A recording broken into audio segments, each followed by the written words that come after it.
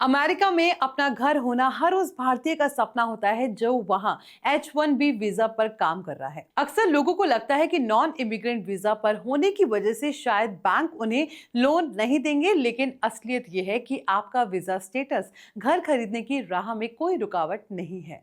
इस वीडियो में हम विस्तार से समझेंगे कि एक H1B होल्डर के तौर पर आप अमेरिका में मॉर्गेज यानी होम लोन कैसे ले सकते हैं, इसके लिए कौन से दस्तावेज जरूरी हैं, या मई 2025 से नियमों में जो बड़े बदलाव हुए थे उनका आप पर क्या असर पड़ेगा।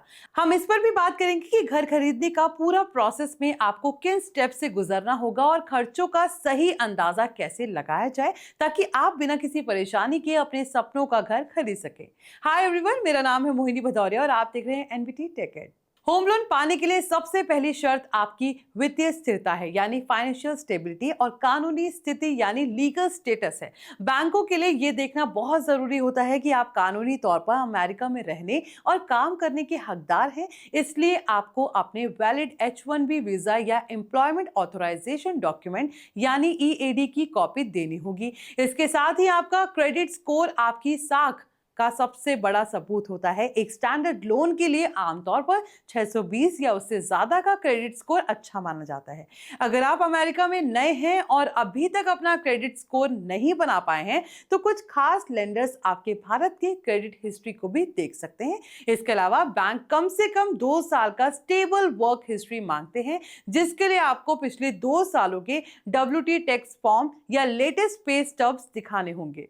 नियमों की बात करें तो एक बड़ा बदलाव जो आपको जान लेना चाहिए वो ये है कि मई 2025 से H1B होल्डर्स या बाकी non permanent residents of federal housing administration यानी FHA लोन के लिए एलिजिबल नहीं है। ये लोन पहले काफी पॉपुलर थे क्योंकि इनमें कम डाउन पेमेंट देनी पड़ती थी, लेकिन अब आपके पास कन्वेंशनल लोन का मजबूत ऑप्शन मौजूद है। कन्वेंशनल लोन प्राइवेट या पब्लिक कंपनियों की तरफ से मिलते हैं और आज भी H1B होल्डर्स के लिए खुले हैं।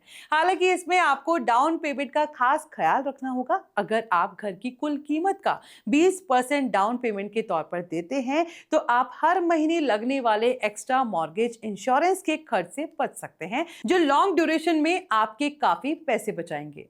घर खरीदने की शुरुआत हमेशा लेंडर से प्री अप्रूवल लेकर करनी चाहिए। इससे आपको ये पता चल जाता है कि बैंक आपको कितनी रकम तक का लोन देने को तैयार है और ब्याज दरें क्या होंगी।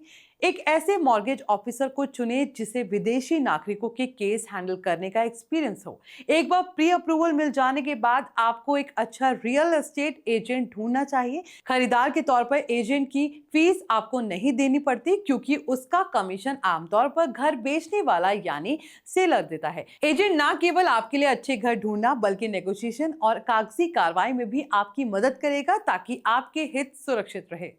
जब आपको अपनी पसंद का घर मिल जाए तो अगला सबसे जरूरी कदम है होम इंस्पेक्शन और अप्रेजल। आपको एक लाइसेंस प्रोफेशनल से घर की बारीकी से जांच करानी चाहिए ताकि फ्यूचर में किसी बड़ी मरम्मत का खर्च ना करना पड़े। इसके साथ ही बैंक अपनी तरफ से घर का अप्रेजल करवाता है ताकि ये पक्का हो सके कि घर की कीमत उतनी ही है जितना लोन आप ले रहे हैं।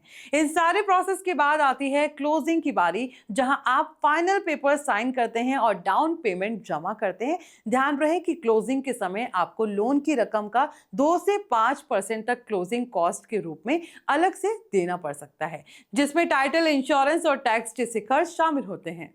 लेंडर का चुनाव करते समय आपको अपनी जरूरतों के हिसाब से फैसला लेना चाहिए। बड़े नेशनल बैंक उन लोगों के लिए बेहतरीन हैं जिनका क्रेडिट स्कोर और वर्क हिस्ट्री बहुत मजबूत है। वहीं अगर आप टेक्निकल चीजों को पसंद करते हैं और जल्दी प्रोसेस चाहते हैं तो डिजिटल लेंडर्स एक अच्छा ऑप्शन हो सकते हैं। अगर आप अमेरिका में नए नए आए हैं तो कुछ इंटरनेशनल बैंक आपके भारतीय क्रेडिट रिकॉर्ड के आधार पर भी आपको लोन दे सकते हैं। इनके अलावा कुछ क्रेडिट यूनियंस खास तौर पर विदेशी प्रोफेशनल के लिए लोन प्रोग्राम चलाती है। आपको अलग अलग लेंडर से बात करनी चाहिए और उनके ऑफर्स की तुलना करनी चाहिए ताकि आपको सबसे कम ब्याज दर मिल सके। H1B वीजा पर घर खरीदना एक बड़ी उपलब्धि है और सही जानकारी के साथ ये बहुत आसान हो जाता है। भले ही FHA लोन के नियम बदल गए हों, लेकिन कन्वेंशनल मॉर्गेज के जरिए आज भी हजारों भारतीय अमेरिका में घर खरीद रहे हैं।